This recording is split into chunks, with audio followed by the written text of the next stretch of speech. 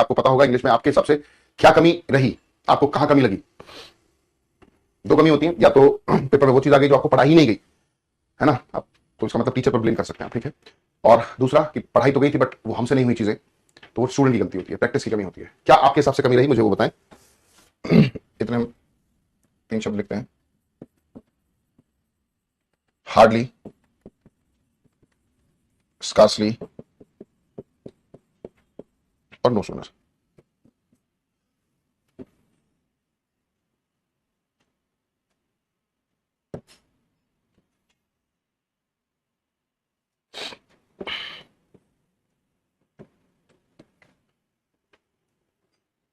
Sir practice कब करवाने वाले हो? आज ही हम कंजक्शन की प्रैक्टिस भी करेंगे बच्चे। आयुष बेटे, मैंने आपसे कुछ पूछा, उसका आंसर आपसे चाहता हूं मैं। मैसेज करके गायब हो जाना, ये इरिटेट करता है। और क्या कमी रही वो मुझे बताएं। और एमटीएस का एग्जाम तो भैया बहुत ही सिंपल होता है, उसमें कहां कमी रह रही है भाई? पहली बात तो ये सारे के सारे शब्द कैसे हैं? नेगेटिव। हार्डली भी, स्कार्सली भी और नो सूनर भी, ये तीनों के तीनों एक्सप्रेशंस नेगेटिव है ना, आप जानते हैं। सर 3 या 4 मंथ से ही हम कंपटीशन में आए हैं सर। ओके, हार्डली स्कार्सली की अगर मैं बात करूं तो इन दोनों शब्दों का एक कंजक्शन पेयर हुआ करता है, वो होता है क्या? व्हेन। हार्डली और स्कार्सली की अगर मैं बात करूं तो उसका पेयर क्या होता है दोस्तों? व्हेन। और मैं बात करूं नो सूनर की, तो नो सूनर का कंजक्शन पेयर क्या होता है बच्चे? देन। THEN, ये इंपॉर्टेंट है, THEN करके आपको कई बार गलतियां दी जाती है, ठीक है। तो सबसे पहले तो हम लोगों ने ये जाना हार्डली स्कार्सली का कंजक्शन पेयर क्या होता है और नो सूनर का कंजक्शन पेयर क्या हुआ करता है, ये जाना हम लोगों ने। अब एक चीज और हम लोग सीख ही चुके हैं, क्योंकि ये तीनों के तीनों नेगेटिव वर्ड्स हैं, और अगर इन तीनों के तीनों शब्दों का यूज हम लोग कहां पर करते हैं? सेंटेंस के स्टार्टिंग में। अगर इनका यूज हम लोग सेंटेंस की शुरुआत में कर दे रहे हैं, कहां पर? अगर ये स्टार्टिंग में आ जाते हैं तो दो कंडीशंस हमें यहां पर फॉलो करनी होगी। इनके जस्ट बाद हमें हेड लगाना होगा, फिर सब्जेक्ट, थर्ड फॉर्म, ऑब्जेक्ट, या फिर हम लोग डिड लगाकर चलेंगे, सब्जेक्ट, फर्स्ट फॉर्म। कहने का मतलब है हमें इन्वर्जन अप्लाई करना है ना, कहने का मतलब हमें इन्वर्जन अप्लाई करना है इसमें, ठीक है।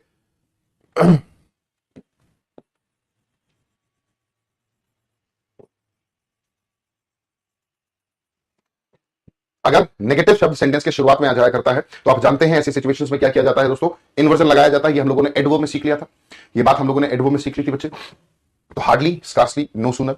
हार्डली स्कार्सली का पेयर व्हेन होता है, नो सूनर का मेरे भाई देन होता है। तीनों शब्दों का यूज अगर शुरुआत में किया गया तो हमें इन्वर्जन भी लगाना होगा, हेड या फिर डिड से, ठीक है। चलिए जी एग्जांपल्स देखते हैं। Hardly the hockey match started, then it began to rain। और मैच से याद आया, आज इंडिया साउथ अफ्रीका का मैच है ऋषभ? हाँ सर, दूसरा है। हाँ दूसरा ना, कितने बजे से? 3:30 से सर। अच्छा, पहला वाला तो पहला वाला तो जीत गए थे, आज भी जीत जाएगी सर। आज भी जीत गए। चलो जी, तो hardly the hockey match started, then it began to rain. बहुत ध्यान से देखना है भाई। हार्डली की अगर हम बात करें, हार्डली अब शुरुआत में दिखा है ना, जब हमें हार्डली शुरुआत में दिख जाए तो भाई पहले हमें सब्जेक्ट नहीं चाहिए, हमें चाहिए वर्ब, है ना, वो भी हेड एडेड में से कुछ। तो हार्डली के बाद पहले हमें क्या लगाना होगा? Hardly had the hockey match started. अब माइंड में आ सकता है क्या यहां पर सर डिड लगा सकते हैं? डिड लगाना चाहो तो लगा तो सकते हो, बट डिड लगाने के बाद यहां पर स्टार्टेड को वापस से क्या करना होगा? स्टार्ट करना होगा, ठीक है। तो इट्स बेटर कि वहां पर हेड लगा दो, हार्डली के साथ हेड बेटर भी माना जाता है, ठीक है। तो hardly had the hockey match started. दूसरी कंडीशन है ना, एक और कंडीशन भी क्या है कि हार्डली के साथ जो पेयरिंग होती है वो किसकी होती है? व्हेन, ठीक है। हार्डली के साथ जो पेयर बनता है वो क्या बनता है? व्हेन। तो फाइनली सेंटेंस करेक्ट हुआ, hardly had the hockey match started when it began to rain, ठीक है।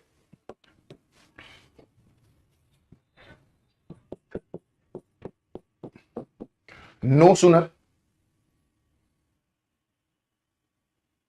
No sooner he arrived then he was asked to again। इसको देखेंगे, hardly he come out of the bus when the bomb exploded।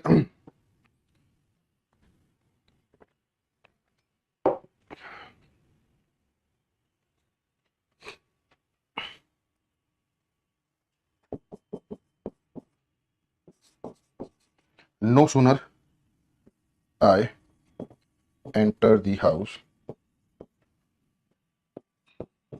When he lift up. चलिए भैया देखिए फटाफट से इनको करेक्ट करें एक बार आप।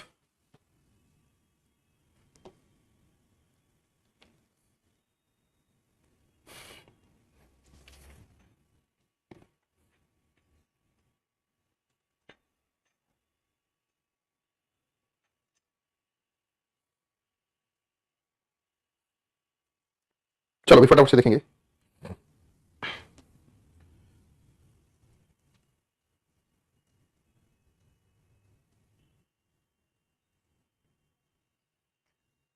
जल्दी जल्दी से बताएं फटाफट से आप लोग। नो सुनर ही अराइव, भाई एक तो मीनिंग भी देख लो आप लोग। हार्डली स्कार्सली का मतलब होता है मुश्किल से जब। नो सुनर देन का मतलब होता है जैसे ही वैसे ही, ठीक है। जैसे ही वो आया उसको तुरंत दोबारा जाने के लिए बोल दिया गया। तो नो सुनर देखो आप शुरुआत में लिख रहे हैं, अगर शुरुआत में आएगा तो पहले सब्जेक्ट नहीं, उससे पहले हमें हैड या डिड चाहिए। तो यहां पर हम लोग क्या करेंगे, no sooner did he arrive, ठीक है।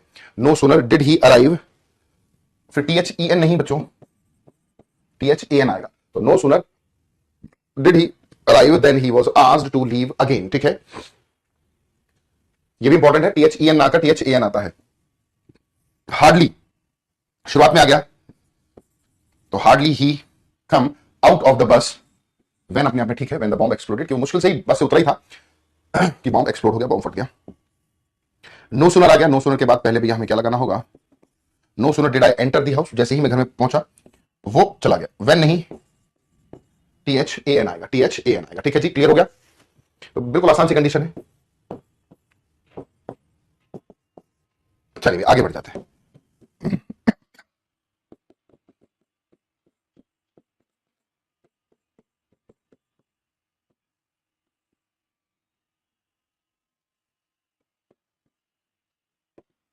पहली बात तो ये तीनों के तीनों शब्द कैसे हैं,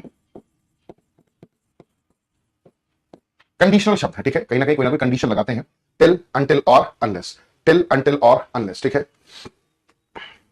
अब टिल और अनटिल की अगर हम बात करें तो कैसी कंडीशन की बात करते हैं,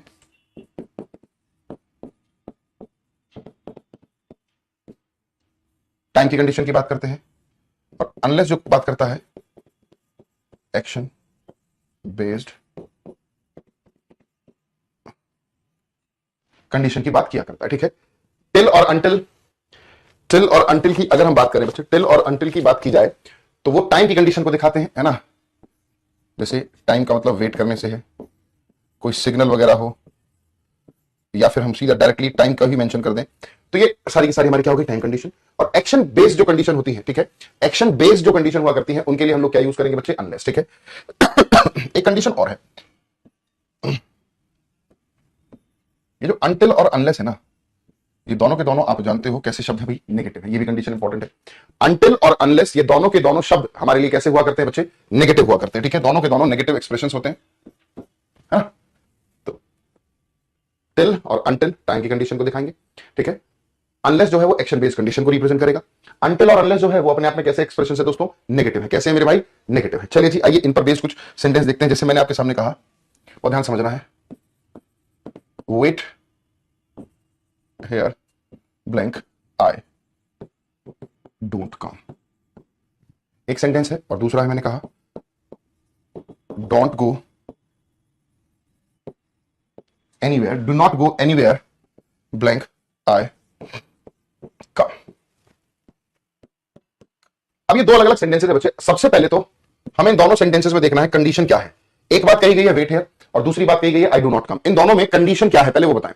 ऐसे यहां पर do not go anywhere I come, तो कंडीशन क्या है इन दोनों सेंटेंस में, पहले हमें कंडीशन देखना है ना। यहां पर आई डू नॉट कम कंडीशन है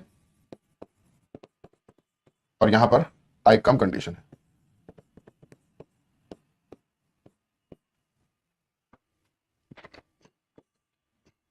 और दोनों की दोनों conditions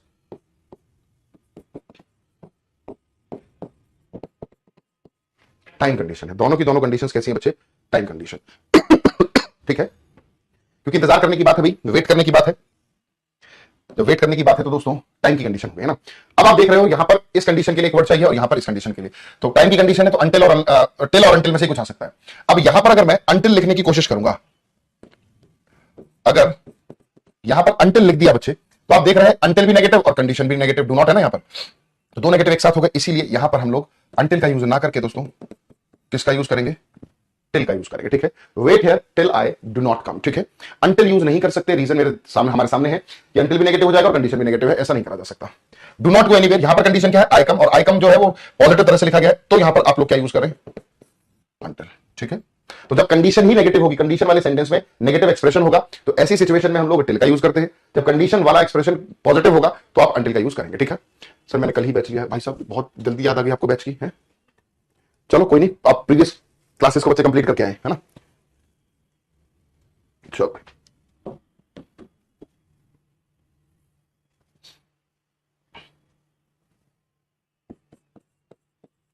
you will not pass blank, you work hard। जब तक मेहनत नहीं करोगे पास नहीं हो सकते है ना। The train will not move blank, it gets the signal।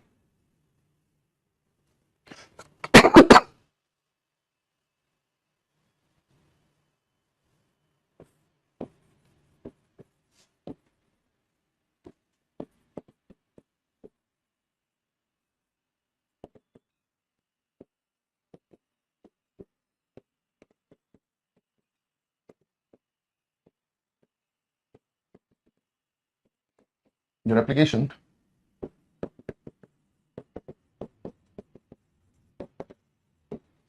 will not be accepted।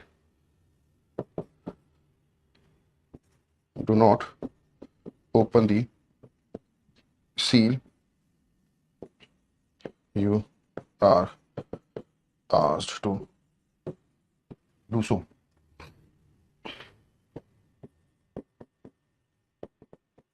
Corruption will not be finished, corruption will not be finished blank, the government makes any strict law।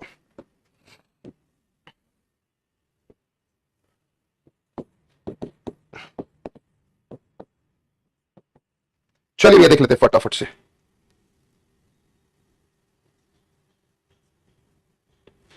You will not pass blank, you work hard, तुम पास नहीं हो सकते जब तक मेहनत नहीं करोगे, तो ये हमारी कंडीशन होगी, और ये कंडीशन जो है वो एक्शन बेस्ड कंडीशन है, मेहनत करना एक एक्शन को दिखा रहा है, तो ऐसे कंडीशन में तो हम लोग क्या यूज करेंगे, अनलेस। ठीक है, तो you will not pass unless you work hard. ठीक है ना, अनलेस यू वर्क हार्ड। ठीक है,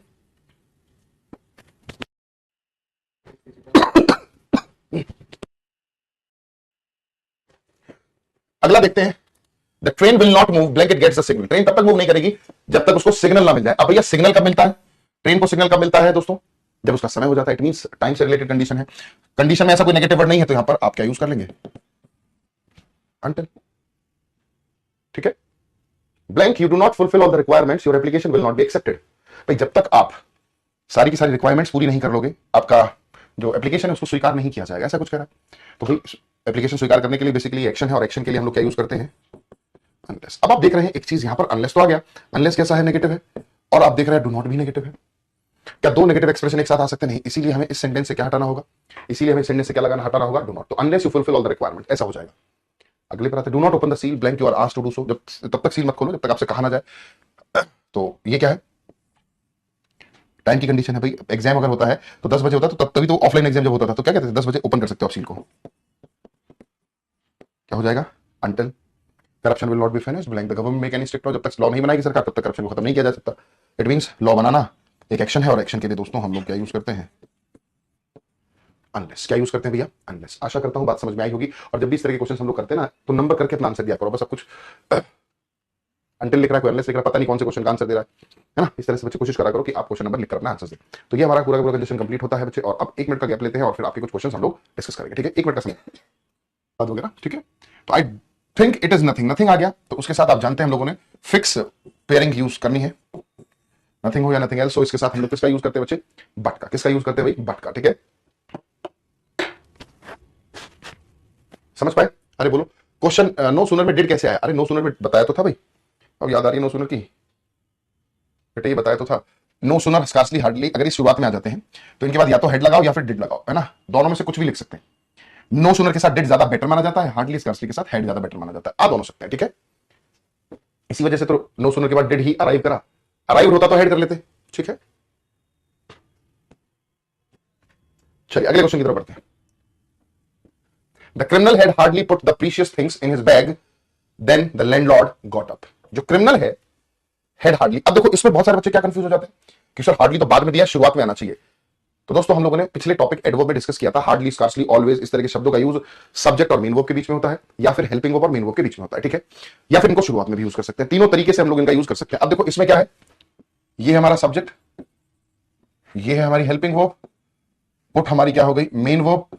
हार्डली अपने बिल्कुल सही प्लेस पर यूज किया गया है, हार्डली से हमें कोई आपत्ति नहीं हुई भाई, सब्जेक्ट, हेल्पिंग वर्ब और मेन वर्ब के बीच में ये यूज किया गया है, बिल्कुल करेक्ट है, इसमें कोई दिक्कत नहीं है ना। तो the criminal had hardly put the precious things in his bag then, आप इतना जरूर जानते हैं हार्डली स्कार्सली के साथ देन नहीं, क्या आया करता है बच्चे? वेन आता है। क्या आता है भैया? वेन का हम लोग यूज किया करते हैं, है ना। किसका यूज करते हैं बच्चे? वेन का यूज किया करते हैं हार्डली स्कार्सली के साथ। ठीक है,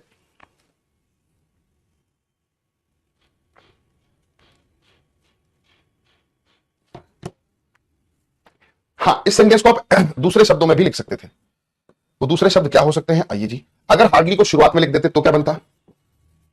ये सेंटेंस ऐसे भी बन सकता है, हार्डली, हार्डली के बाद पहले आपको क्या लगाना है? हेड, हार्डली हैड दी, है ना, हार्डली हैड दी क्रिमिनल, फिर क्या बचा हमारा भाई? हार्डली पहले आ गया, उसके साथ हेड, फिर क्रिमिनल, फिर मेन वर्ब चाहिए, hardly had the criminal put the precious things in his bag when the landlord got up.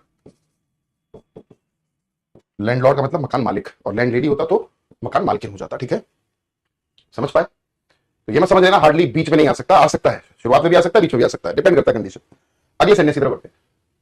I have never visited nor intent to visit foreign countries. भाई ना तो मैं आज तक अभी गया हूं और ना ही जाने की कोई इच्छा है, ऐसा कुछ दिखा रहे हैं। तो यहां पर क्या यूज किया गया? नेवर, और नेवर के साथ क्या नहीं आ सकता भाई? नॉर। नॉर तो नाइदर के साथ आता है, नेवर के साथ हम लोगों ने क्या सीखा है बच्चों? और खत्म कहानी। नेवर के साथ हम लोगों ने क्या सीखा है? नॉर नहीं, और। ठीक है, तो आई हैव नेवर विजिटेड और इंटेंट टू विजिट, ऐसा हम लोग लिखेंगे। आगे बढ़ते हैं। His manners indicate that he has no other intention than to steal his money. जल्दी से देख लें, उसके मैनर्स ने इंडिकेट किया, दर्शाया कि उसके पास और कोई, उसकी और कोई इंटेंशन नहीं है सिवाय पैसे चुराने के। उसके तरीकों ने दिखा दिया कि वो पैसे चुराना चाहता है। अब अदर आ गया, अदर के साथ देन तो आता है, ठीक है जी, बात बिल्कुल सही है, बट याद रखना देन के साथ बच्चे हम लोग कोशिश करते हैं कि इन बेर इन्फिनिटिव का यूज करें। ठीक है, बेर इन्फिनिटिव का यूज ज्यादा बेटर माना जाता है। अब अदर के साथ कुछ बुक्स में आपको ये मिल जाएगा देन आता है, और कुछ बुक्स कहती हैं, क्लेम करती हैं कि बट भी आता है। देखो अगर यहां पर ब्लैंक दे दिया जाता, ठीक है, और देन ऑप्शन में नहीं होता, तो हम लोग किसका यूज करते हैं? बट का। अदरवाइज पहली चॉइस हमेशा किसको रखें? देन को। देन ना हो तो फिर बट पे जा सकते हैं। चलिए अब आप देख रहे हैं, ये तो बहुत बड़ा सेंटेंस हो गया है ना। कई बार सेंटेंस बड़ा हो जाता है तो हमें दिक्कत डर लगने लगता है ना। जल्दी से देख लेंगे। कमेंट ही नहीं देख रहे सर। प्रिंस बेटे क्या आपने एक हेलो का मैसेज करा है, एक जी का मैसेज करा है, व्हेन आप आंसर दे रहे हो, ठीक है, अच्छी बात है, तो उनका क्या रिप्लाई करूं मैं?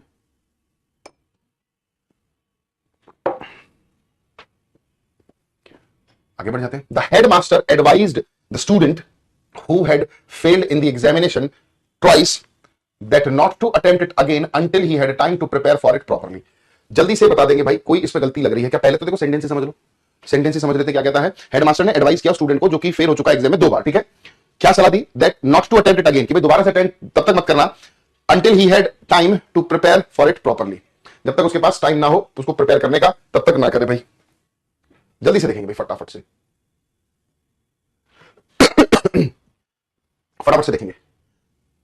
The headmaster advise student who had failed in the examination twice that not to attempt it again until he had time to prepare for it properly। तो यहाँ पर तो टाइम की बात कर दी, टाइम के लिए तो until आता है वो तो ठीक है। अब कुछ बच्चे क्या करते हैं बिना सोचे समझे कि भैया until दे दिया, until होगा तो unless कर देना, unless होगा तो until कर देना, यही लगता है बहुत सारे बच्चों को। तो भैया इस तरीके से नहीं चलना होता, इस तरीके से नहीं चलना भैया, समझ रहे हैं, इस तरह से नहीं चलना दोस्तों, बहुत ध्यान से देखना। जैसे अगर मैं आपसे कहूं, देखो आगे चलकर थोड़ा सा इसको डिटेल में भी समझेंगे। जैसे मैंने कहा he said to me, comma inverted comma, do your work। आगे चलकर नरेशन जब हम करेंगे इसको और डिटेल में समझेंगे। अगर इसको डायरेक्ट से इनडायरेक्ट हमें चेंज करना है तो हमें क्या करना होता है, डू योर वर्क मतलब एडवाइस दी गई है, ही एडवाइस। अब हमने सीखा है क्या, कॉमा इन्वर्टेड कॉमा को हटाकर, कॉमा इन्वर्टेड कॉमा को हटाकर हम लोग दैट लगाते हैं, ठीक है। बट जब भी कभी ये कैसा सेंटेंस है, इंपेरेटिव, आगे चलकर बताएंगे। इंपेरेटिव सेंटेंसेस में हम लोग दैट नहीं यूज करते, सीधा क्या यूज करते हैं, to. To do your work किसके हिसाब से हो जाएगा, माय वर्क। टू से कनेक्ट करते हैं तो यहां पर क्या लगाने की रिक्वायरमेंट नहीं होती, दैट। तो दैट और इन्फिनिटिव तो यहां पर टू जोड़ने का काम कर रहा है, तो टू प्लस वर्क की फर्स्ट फॉर्म, ठीक है। नॉट टू अटेम्प्ट, ठीक है, ये आ गया, नॉट टू अटेम्प्ट आ गया। जब ये आ गया ऑलरेडी तो क्या दैट की रिक्वायरमेंट है, तो दैट की यहां पर रिक्वायरमेंट खत्म होती है।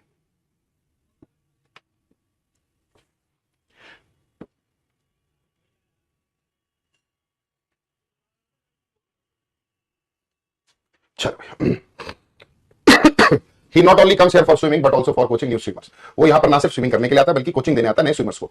तो दो, जब नॉट ओनली बट ऑल्सो होता है, एक जैसी चॉइसेस के लिए यूज किया जाता है। यहां पर हम दो किस सेम चॉइस की बात कर रहे हैं, for swimming, for coaching. For coaching से पहले तो बट ऑल्सो है, बट फॉर स्विमिंग से पहले नॉट ओनली नहीं है। नहीं है तो गलती सेंटेंस में, तो इट मींस ये नॉट ओनली यहां नहीं आ सकता, इसे शिफ्ट करना होगा हेयर के बाद। तो क्या बना, he comes here not only for swimming but also for coaching new swimmers. समझ पा रहे हैं? चलो अगले पर आते हैं, इजी था। A more irrational world to this one in which we presently live could hardly be conceived। भाई जिस वर्ल्ड में हम रह रहे हैं उससे भी ज्यादा इरेशनल वर्ल्ड सोच पाना बहुत मुश्किल है। आप देख रहे हैं मोर आ गया, मोर इरेशनल वर्ल्ड है ना, इट मींस सेकंड डिग्री। और हम लोग जानते हैं सेकंड डिग्री अगर आती है तो दोस्तों फिर हम लोग किसका यूज किया करते हैं, देन का, है ना। कंपैरिजन करने के लिए सेकंड डिग्री आती है और सेकंड डिग्री के लिए ही हम लोग देन का यूज करते हैं। या मतलब मानो देन आता है तो कंपैरिजन के लिए आता है और देन के साथ सेकंड डिग्री, सेकंड डिग्री के साथ देन। अब मोर, देखो एक वर्ल्ड में तो हम लोग रह रहे हैं, है ना, दिस वन का मतलब इन विच वी प्रेजेंटली लिव, जिसमें हम लोग रह रहे हैं। एक वर्ल्ड तो ये हो गया, एक हम कह रहे हैं इससे भी ज्यादा इरेशनल वर्ल्ड, है ना, ये इमेजिन कर रहे हैं हम लोग। तो दो वर्ल्ड हो गए या नहीं हो गए, जब दो वर्ल्ड हो गए तो कंपैरिजन हो रहा है, कंपैरिजन के लिए सेकंड डिग्री के साथ देन आता है, ठीक है। तो टू नहीं देन आएगा। चलो भाई आगे। At night we use to go out with our friends not stay at home listening music. रात में वी यूज टू, टू के बाद पहली बात तो गॉट नहीं गेट करो, ये टाइपिंग एरर है। To get out with our friends, भाई रात में हम बाहर जाया करते थे। नॉर का कोई सेंस नहीं भाई, नॉर तो तब आता है ना जब नाइदर वगैरह हो। भाई रात में हम या तो बाहर जाया करते थे दोस्तों के साथ या फिर घर पे बैठकर म्यूजिक सुना करते थे, दोनों में से कोई एक काम करते थे। जब दो चॉइस में से किसी एक की बात होती है तो हम लोग और यूज करते हैं, ओ आर और, ठीक है, ठीक है जी, क्लियर है। तो या तो बाहर जाया करते थे दोस्तों के साथ या फिर stay at home listening music. She has lived in New York for many years, वो न्यूयॉर्क में काफी सालों से रही, है ना, but regards New York as a home. भाई काफी साल रही न्यूयॉर्क में और उसको अपना घर मान रही है। जब इस तरह एक जैसी बातें होती हैं दोस्तों तो उसको कभी भी बट से नहीं जोड़ सकते। हाँ ऐसा होता ना कि वो काफी साल न्यूयॉर्क में रही बट उसको आज भी अपना घर नहीं मानती, तब तो कॉन्ट्रडिक्शन होता, तब तो बट की रिक्वायरमेंट होती। हम तो कह रहे हैं कि वो काफी साल रही और उसको घर मान रही है अपना, तो एक जैसी बात हो गई। जब एक जैसी बात हो गई तो ऐसी सिचुएशंस में हम लोग क्या बात करा करते हैं, एंड से करते हैं, ठीक है। कैसी बात है, पॉजिटिव, इजी है। अरे बोलेंगे भाई फटाफट से,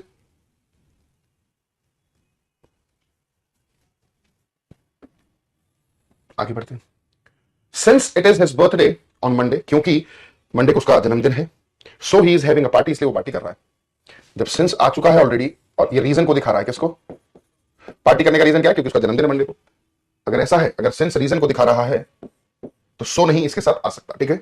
सिर्फ क्या बोलेंगे, since it is his birthday on Monday, comma लगाएं, he is having a party. His English is so poor so his beloved has to translate everything. जल्दी से देखें, उसकी इंग्लिश इतनी पुअर है कि उसके घर वालों को ट्रांसलेट करना पड़ता है। जब इतना और की वाला सेंस आए तो सो और दैट का हम लोग यूज करा करते हैं। उसकी इंग्लिश इतनी खराब है कि उसके घर वालों को ट्रांसलेट करना पड़ता है सब कुछ। सो दैट है ना, ये तो हम लोगों ने एडवर्ब में सीखा था। इतना और की इजी है। अगले पर आते हैं। The weather here is always warm, typing error, and this is the reason because there are so many public swimming pool. भाई यहां जो वेदर है वो बहुत गर्म रहता है और यही रीजन है कि यहां पर काफी सारे स्विमिंग पूल हैं। द रीजन वाई हो इनके साथ बिकॉज और ड्यू टू, इनका यूज अगर किया जाए तो ये गलत है। अगर इनका यूज किया जाएगा तो गलत है। तो द रीजन के साथ या द रीजन वाई के साथ बिकॉज या फिर दैट या ड्यू टू का रिक्वायरमेंट नहीं होता। This is the reason there are so many public swimming pools. ठीक है, ये याद रखना इंपॉर्टेंट है। He is known not only for his riches but also for his wisdom. देखो यहां पर दो चीजों की बात की गई है, फॉर हिज रिचेस और but also for his wisdom. For his wisdom से पहले नॉट बट ऑल्सो है, फॉर हिज रिचेस से पहले नॉट ओनली है। अगर दोनों हैं तो कह सकते हैं सेंटेंस ठीक है। इसके अलावा और भी कोई गलती नहीं लिखी।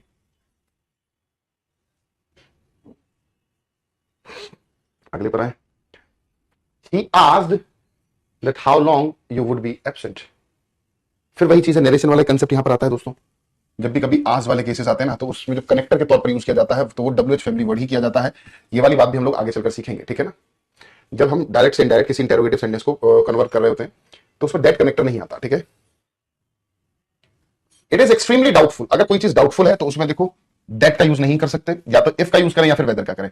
Blank succeed in this work. अब आप इफ लगाओ यहां पर या फिर वेदर लगाओ, ये भी करेक्ट ये भी करेक्ट। इफ और वेदर दोनों इसलिए करेक्ट हैं क्योंकि आगे चलकर कोई कंजक्शन पेयर नहीं दे रखा था। अगर दे रखा होता कि he will succeed in this work और नॉट तो सिर्फ वेदर आता, इफ नहीं आ पाता। ठीक है, क्योंकि यहां पर डाउटफुल है, डाउटफुल वाले केसेस में इफ और वेदर आता है ना। श्योरिटी वाले केस में दैट आता है। अनलेस यू डू नॉट पे, देखो अनलेस भी नेगेटिव और डू नॉट भी नेगेटिव है ना। तुरंत एक गलती लगी, हटाओ जी इसको। Unless you pay attention to what I say, ठीक है, टू व्हाट आई से यू विल नॉट सक्सीड। भाई जब तक तुम मेरी कही गई बात पर ध्यान नहीं दोगे तुम सफल नहीं हो सकते। ठीक है, तो ये एक्शन बेस्ड है। जब आप ध्यान देना शुरू कर दोगे सफल हो जाओगे, ऐसा कह रहा है सेंटेंस।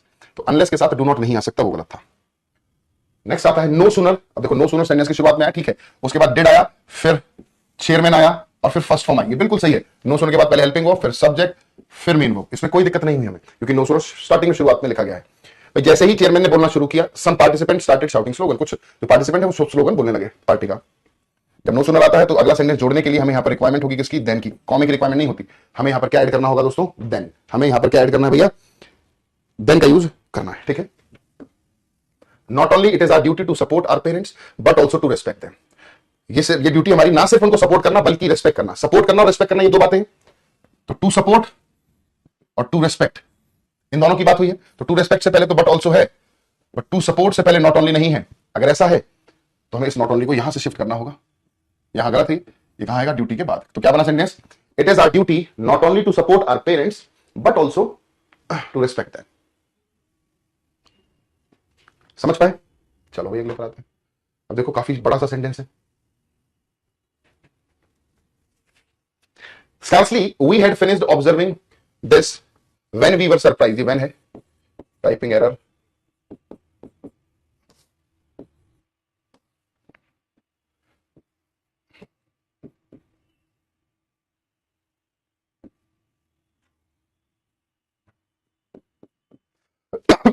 सॉरी, तो when है ऑलरेडी, तो scarcely का पेयर when, ये तो ठीक है ना।